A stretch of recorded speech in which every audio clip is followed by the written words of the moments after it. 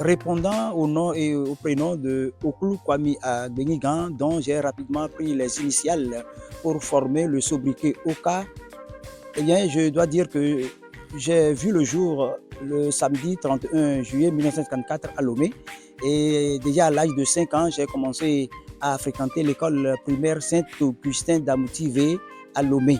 Et tout juste après 8 ans, j'ai obtenu le CEPE qui me propulsa donc au cours complémentaire CC Monseigneur Sussou, un établissement catholique qui a donc dû fermer ses portes depuis très longtemps. C'est au niveau donc des places du Grand Marché de Lomé.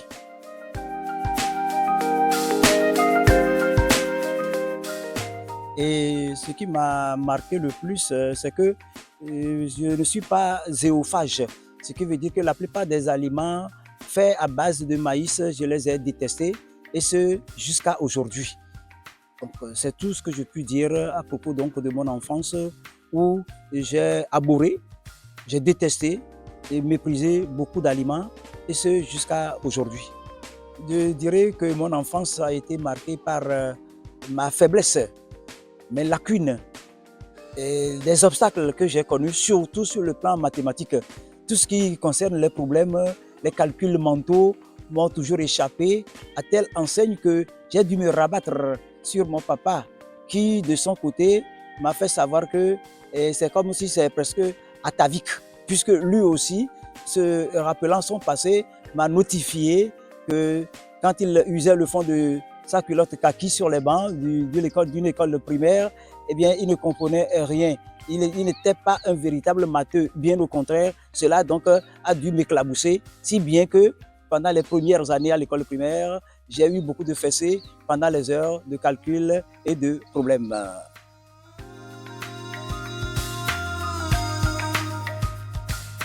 En entrant dans l'enseignement, j'ai voulu mettre à exécution une forte passion qui me brûlait tout le corps. En effet, déjà en classe de 6e, une de mes tantes, aujourd'hui de regretter mémoire, me demandait de vite faire pour obtenir le BPC et passer le concours des infirmiers. Et de guerre lasse, j'ai réagi immédiatement en lui faisant comprendre que mon désir, mon ambition, mon envie, c'était donc de devenir journaliste ou à défaut d'être professeur de français. Et le hasard a fait et tous les efforts que j'ai consentis ont dû aboutir pour qu'effectivement je me chine, que je me batte et que je donne le meilleur de moi-même pendant 36 ans pour que mes enfants qui me seraient confiés puissent savoir que devant eux, ils avaient un enseignant qui s'est voué à ce métier. Voilà.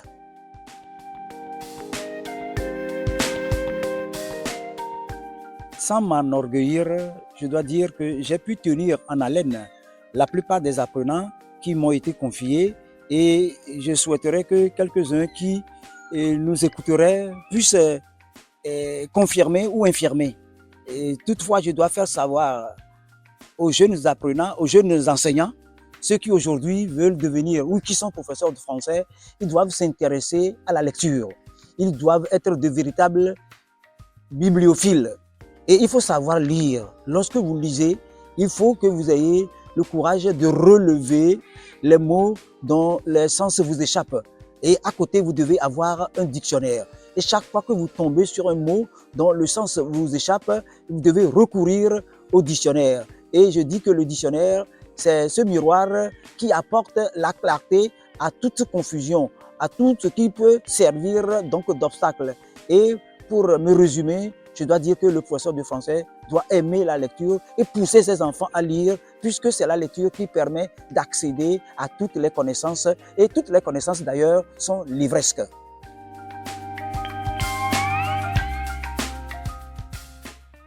Comme toute chose, la langue française est en train de connaître des bouleversements.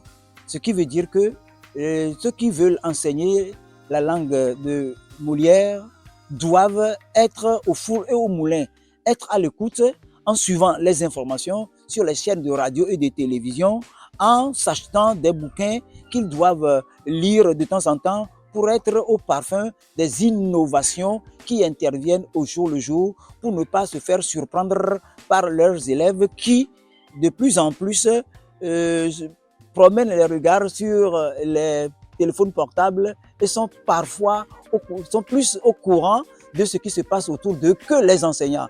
Donc que ces enseignants-là, pour qu'ils ne se fassent pas désarmer, il faut qu'ils soient sur le qui-vive et soient à la pointe donc des TIC, des innovations pour que tout puisse aller dans le bon sens.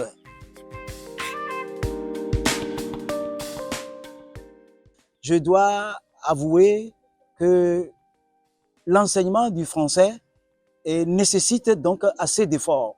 Et ce qui m'a permis d'être à la hauteur de la tâche, c'est que chaque fois, sinon trop souvent, j'ai mes regards fixés sur la Bible scolaire, je veux dire le dictionnaire. Et ce qui me permettait d'être au-dessus de la mêlée. Et la plupart de mes élèves ont été des gens qui se sont beaucoup intéressés au vocabulaire. Et chaque fois qu'ils me demandaient l'explication d'un mot, je n'hésitais pas à le leur donner parce que déjà, j'avais fait un travail en amont. Cela me permettait d'être au-dessus de la mêlée et de pouvoir donc être à la page. Donc aujourd'hui, je voudrais une fois encore dire à ceux qui sont en train de m'emboîter le pas, à ceux qui sont en train de tenir la craie et de dispenser les cours de français, donc de pouvoir accéder aux mots et surtout à leur explication. C'est comme un maçon.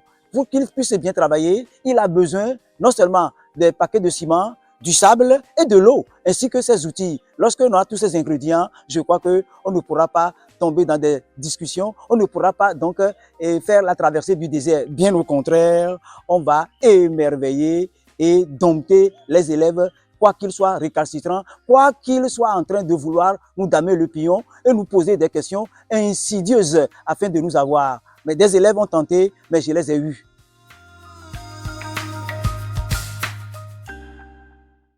À part les romans ainsi que les œuvres intégrales qui étaient au programme et qui, entre-temps, ont changé et que les élèves étaient tenus d'acheter afin d'être à la page, moi-même, j'ai eu dans un premier temps à m'intéresser à bon nombre de romans de Guy Descartes, car j'ai eu la chance de piquer dans les rayons d'un de mes oncles auprès de qui j'ai vécu pendant une vingtaine d'années.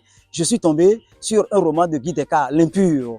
Et quand je l'ai lu, je l'ai beaucoup savouré, comme on sucerait une mangue mûre. Et depuis, j'ai cherché dans les rayons donc des bibliothèques et des librairies les romans de Guy Descartes. Et chaque fois que je les lisais, eh bien, c'était comme si j'avais alors j'avais réussi à assouvir mes besoins. Et ainsi, à part ces romans de Guy Descartes que j'ai beaucoup apprécié, je m'étais intéressé aussi à d'autres romans. Et chaque fois que j'ai lu, je me suis rappelé les citations. Entre autres, il faut apprendre à lire comme une poule boit en relevant la tête de temps en temps pour faire couler. Maintenant, et ailleurs, j'ai pu aussi garder d'autres citations. Et on ne peut saurait lire un roman sans y garder des citations qui pérennisent ce roman-là. Car lorsque vous lisez un roman, vous croyez l'avoir lu, non seulement vous êtes tenu d'avoir et le nom des personnages et le nom de l'auteur, ainsi que quelques citations qui ont corroboré, qui ont permis d'étayer les idées maîtresses de l'auteur.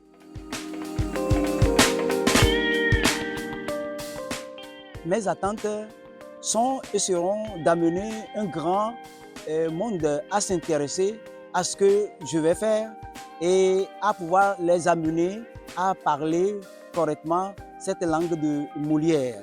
Et pour ce faire, il faudrait que l'on sache que la langue française, c'est une langue de communication qui nous permet d'échanger des idées, de partager nos points de vue et de pouvoir nous déstresser. Alors pour ce faire, j'invite la plupart de mes anciens, pour ne pas dire tous mes anciens élèves, ainsi que toutes mes connaissances, à s'abonner à la page et surtout à s'accrocher aux perles, les perles de Oka. Il faut que chacun comprenne qu'à travers cela, il aura toujours quelque chose à se mettre sous les dents. Et aujourd'hui, lorsqu'on demande aux enfants de conjuguer certains verbes, ils essayent donc de les mettre à l'infinitif. Alors que, par exemple, le verbe étayer, Lorsqu'on demande à un élève qu'il soit en quatrième ou en troisième, en seconde ou en première, eh bien, il lui est difficile de pouvoir conjuguer le verbe étayer. Alors, maintenant, quand moi, j'apporte de l'eau à leur moulin en leur signifiant que le verbe étayer au présent, j'étais. Tu étais, il était. Maintenant, comment écrire j'étais? J'étais, c'est J apostrophe E accent aigu T-A-I-E. Or, le verbe être qui est conjugué à l'imparfait, on entend la phonie, c'est encore j'étais. Mais là, c'est J apostrophe E accent aigu T-A-I-S.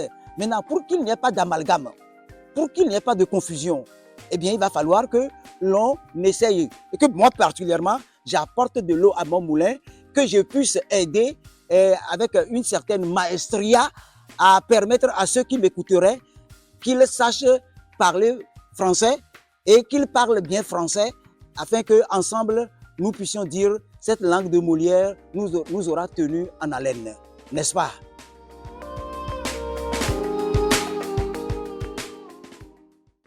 Bonjour tout le monde, ici c'est Kofi Agouibo, un des anciens élèves de M. Oka qui vous salue depuis Berlin. En fait, M. Oka est une perle rare, ce qui justifie le nom de son émission. Nous avons bien profité de M. Oka et de ses services en ce qui concerne la langue de Molière. Donc j'invite encore, j'encourage tous les anciens élèves et aussi la jeune génération à profiter encore de l'expérience de M. Oka à travers cette émission. Je nous souhaite une bonne émission et à très bientôt. Bonjour, chers collègues, chers camarades, c'est Johnson. Est-ce que vous me reconnaissez encore? Voilà, j'ai embrassé le métier de M. Oka. Je suis aujourd'hui français et professeur de français et histoire géo. Et je me rappelle encore les cours de M. Oklou qui nous encourageait, qui nous motivait à suivre le pas, à suivre son pas. Par exemple, les cours de vocabulaire où il nous donnait les mots et leurs explications, leurs synonymes. C'est des choses qui nous ont tellement marqués aujourd'hui. Nous aussi, nous avons embrassé le métier de l'enseignement. Je vous invite alors à vous abonner à la page TikTok Les Perles de Oka, là où nous allons nous rencontrer et dire les merveilles de notre ancien professeur. Allez, coucou! Je suis Gildas Koudahe, un ancien élève de M. Oklou Kwame Agbeniga, comme nous aimons l'appeler affectueusement Oka. Vous me recevez depuis Niamey, la capitale nigérienne dans l'AES. Monsieur Oka est une perle rare, un orfèvre inégalé, un professeur de la carrure des hommes à immortaliser. Monsieur Oka a impacté toute notre vie, non seulement notre cursus scolaire. Je me remémore encore nostalgique ces règles orthographiques que nous apprenions presque dans l'amusement, comme chute 1T, 8-2T. C'est justement encore pour faire bénéficier à la jeune génération la quintessence de cette bibliothèque vivante que nous lançons cette émission dénommée Les Perles de Oka. J'invite à cet effet tous mes anciens camarades et autres anciens élèves de M. Oka à se joindre à nous pour porter haut les échos de cette émission pour un profit plus bénéfique. Je vous remercie.